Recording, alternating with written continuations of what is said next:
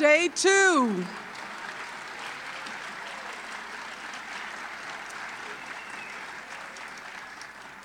Welcome back to Day 2 of Ebertfest. And do you have anything to say, Nate? Not today. Thank you. So, before we get started with the main part of our program, we have a special guest here. It's not often that we get to have people come back after a movie premieres here to tell us what happened to the movie afterwards. But you may recall that a couple years ago, the first Ebert Humanitarian Award went to a movie called Disturbing the Peace.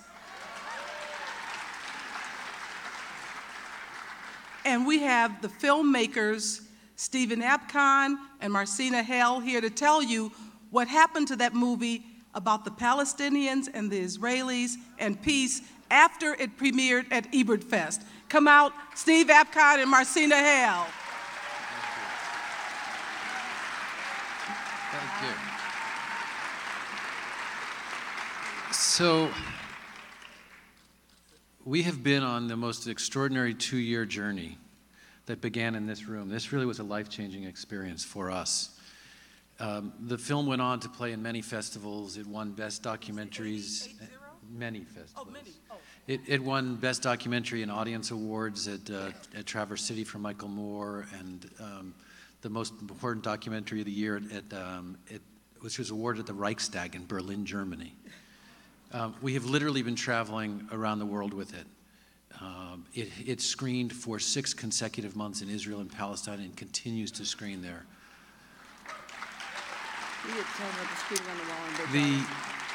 The film had its international premiere in Jerusalem just a few months after we had a screening here. And a week later, it screened in Palestine, on the wall itself, under a full moon and star-filled sky, with hundreds of Palestinians that came from all over the West Bank, and they were joined by hundreds of Israelis. And they sat together and they shared their stories of suffering, but they also envisioned a new future. Since then, the organization has grown tremendously. The film is now available in 23 languages. It's available worldwide through Netflix and other platforms. The movement has grown significantly. For the 2nd year in a row, they have been nominated for a Nobel Peace Prize.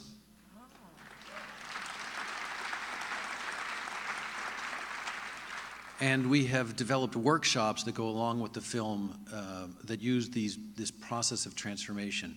Because as we've traveled all over Europe and South America and all over the United States, people have said the film's not about them, it's about us. The kind of polarization and divide that we experience in our societies is something that they face on a daily basis. I can tell you that 2 days ago, at their memorial service, a joint memorial service for the Israelis and the Palestinians, they had close to 8,000 people together to recognize this process. And one of the things we're very proud of is the involvement with the Women's Combatants for Peace has a women's group now. And we were invited to go to Germany on a 4-week tour with the women's group. And we traveled with Israelis, Palestinians, Germans, and Americans across the country and had these amazing discussions.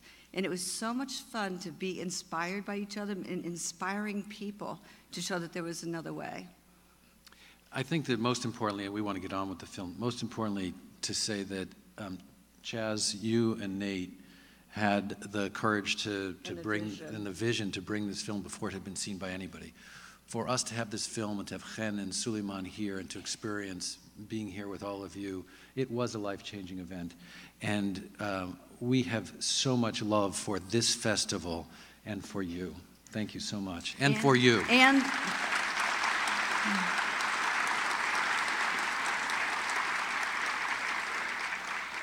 And the audience was a big part of this. We talk about the 1,500 people that stood and gave this standing ovation and how inspiring that was to begin our journey. So we're really very appreciative of all of you. Thank you. And we should also say we bring Roger and his sense of empathy and the importance of movies in creating empathy all over the world. And in fact, Chaz, you gave us something as a gift, which was a handkerchief of Roger's. And that traveled all over the world with us. Thank you. Thank you.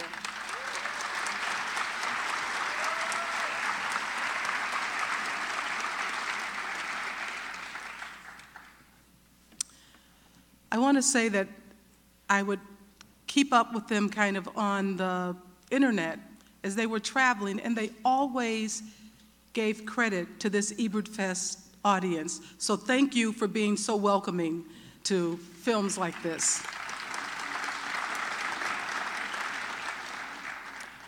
There are only two other people that I want to mention before we get started with the main part of the program. Jocelyn Banks and Sally Kelly, are you here? Will you stand, please? Are you here? No. Okay, we'll do that later then. So now, what we're here for, Interstellar. And we have afterwards a Q&A session that's a little different because we have two famous astrophysicists joining us on stage after this movie, along with Brian Tellerico and Scott Mantz. And to introduce the movie, we have Brian Tellerico from RogerEbert.com.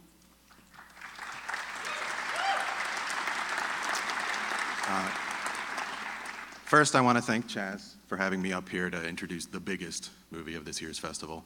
For me, Ebertfest was always like a star on the horizon. It was something big, something where Days of Heaven in 2001 and big movies played. So Interstellar in 70 millimeter on the screen is going to be something special. And when I heard Interstellar was playing here, I thought, you know, it's really a perfect film for a festival that's built around empathy and compassion, because it's the rare sci-fi movie like this one that's really about love and emotion and connection. When I saw the movie, I remember talking to a critic on my way out and saying, Christopher Nolan just made a $200 million movie that's about love. It's not designed to sell toys. There's no Happy Meal tie-ins for this movie. There's no franchise. There will not be a sequel, spoilers. And that's unbelievable. There's really no one nowadays doing that kind of thing, spending that kind of money on something that's really this personal and emotional and empathetic. We're going to talk a little bit about that afterwards, too, about the empathy for the universe that's reflected in this film. I also do something with this film that I don't usually allow myself to do because it's a tricky slope to get down. A lot of people ask me in my job, what do you think Roger would have thought of that movie or that review or what you did there? And we'll never know that, and I don't want to wonder about that too much when I'm writing or watching, but I can't help it every once in a while. Like, I wonder what Roger would have thought of Moonlight. I wonder what Roger would have thought of Annihilation. And I wonder what Roger would have thought of Interstellar. It's the kind of movie I think he would have taken to, and he would have been happy you're all here to watch it. So let's do it, and let's stick around and talk to two people much smarter than me afterwards.